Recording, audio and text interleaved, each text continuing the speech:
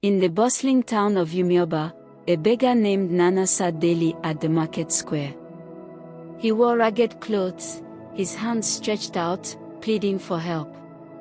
But little did the people know, Nana was not just begging for money. Beneath his humble appearance, he harbored a dark secret, one that would soon be revealed in the most horrifying way.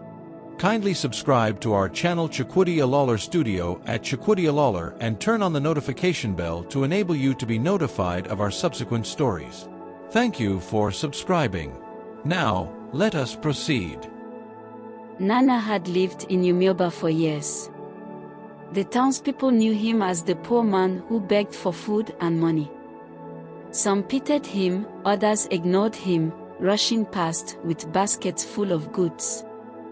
Nana always sat under the tall iroko tree at the edge of the market, his tired eyes following each passerby.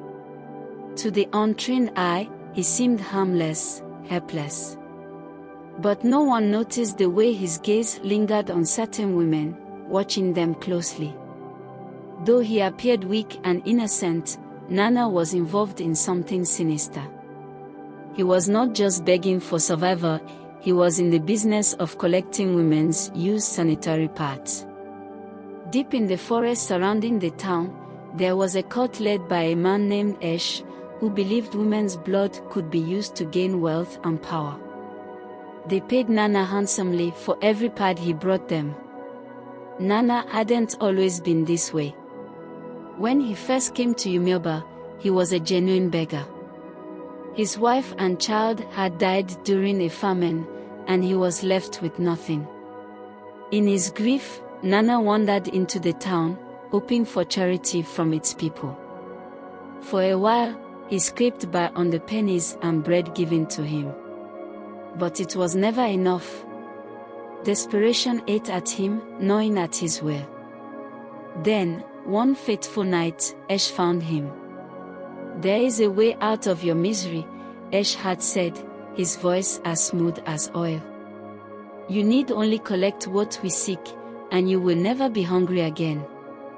Nana resisted at first, his soul clinging to a shred of decency. But when the hunger grew too strong, when the sight of food sent a stabbing pain through his stomach, he gave in. Nana learned quickly. He knew the women of Umeoba, their routines, where they lived, how they disposed of their waste. His beggar's bowl would fill up with coins, but his mind was always focused on his dark trade. And so, the people unknowingly funded his operation, each coin handed to him fueling the evil that lurked beneath the surface. The cult operated in the shadows, hidden in the thick forest. They were a small but dangerous group of men who believed that by using women's blood, they could summon spirits to grant them wealth and power. Esh was their leader, a man who had mastered the dark arts and grown wealthy through his manipulations. In the beginning, Nana had been afraid of the cult. The rituals they performed were terrifying, the way they spoke of their magic chilling. But the money they paid him was more than he had ever seen. And over time, the fear subsided, replaced by greed. He no longer thought about what the cult did with the pads he collected, all that mattered was the money he received. Esh had become a constant presence in Nana's life. His voice, calm but laced with menace, echoed in Nana's mind. "Bring us more, Nana. The more you bring, the richer you will become. And if you don't, well, we have other ways of dealing with those who fail us." Nana knew what that meant. He had heard the whispers of others who had crossed the cult and disappeared without a trace. The cult grew stronger with each pad Nana brought them, and Nana's pockets grew heavier with gold. But with every trip into the forest, a seed of guilt sprouted in his heart, growing slowly, quietly. Nana's greed had made him careless. He had started taking bigger risks, visiting areas he had previously avoided. One evening, as the sun set and the market emptied, Nana saw a woman named Ada, a strong-willed woman who lived alone. She had a sharp tongue and quick temper, and Nana had always been wary of her. But the temptation of another path was too great. As Ada left the market, Nana followed her at a distance. He knew her routine well. She would enter her compound, stay inside for a while, and dispose of her trash later in the evening. Nana crouched behind a wall near her home, waiting for the perfect moment. The night was quiet, and Nana's heart raced with anticipation. He crept toward Ada's waste bin, confident in his ability to remain unseen. But just as he reached out to lift the lid, a dog barked loudly from inside the compound. Nana's heart stopped. The door creaked open. "Who's there?" Ada's voice rang out, sharp and alert. Nana froze, his hand inches from the bin. For a moment, silence hung in the air like a thick fog. Then, without thinking, Nana bolted. Ada screamed, and the neighbors rushed out of their homes, alarmed by the commotion. Nana tried to run, but his old legs couldn't carry him fast enough. The townspeople surrounded him, their eyes filled with suspicion. "What were you doing at her bin?" one man demanded. Nana stammered, trying to come up with an excuse, but the crowd was growing restless. "Search him," someone suggested.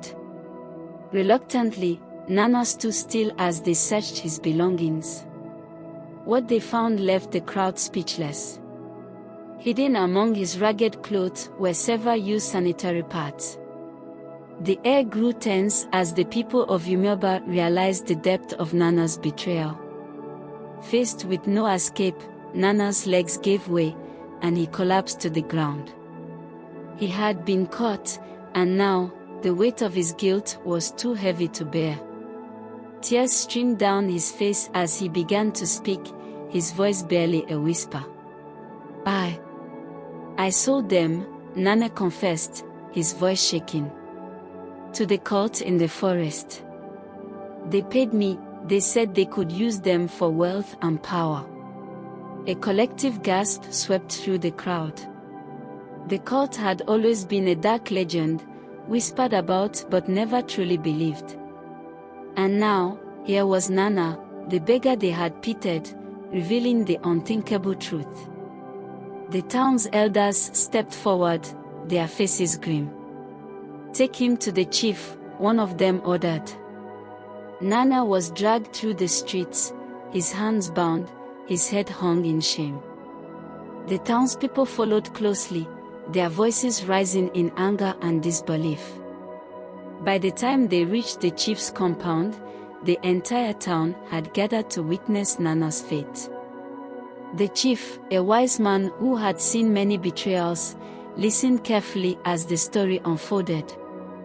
Nana stood before him, trembling, knowing that his life hung in the balance. "You have betrayed the people of this town," the chief said, his voice stern. "You took advantage of their kindness and sold your soul to darkness." Nana couldn't meet the chief's eyes. His mind was filled with the faces of the women he had wronged, the good people who had given him food and money, believing he was helpless. The chief turned to the crowd. "This man will face justice, but we must also destroy the cult that hides in the forest. They have grown too bold." The next morning, a group of warriors was sent into the forest. They searched for hours, following the paths Nana had revealed in his confession. Finally, they found the cult's hidden lair.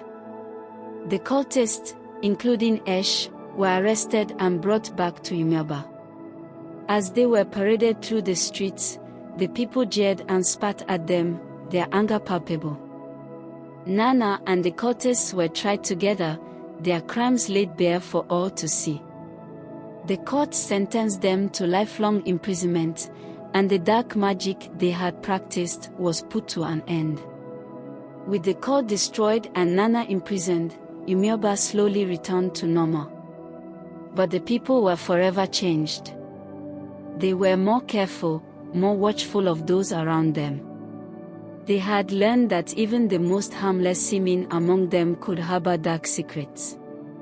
As Nana sat in his cell, he thought of Neka, the woman who had fed him bread when he was starving. He remembered the pity in her eyes, and now he saw only betrayal in their place.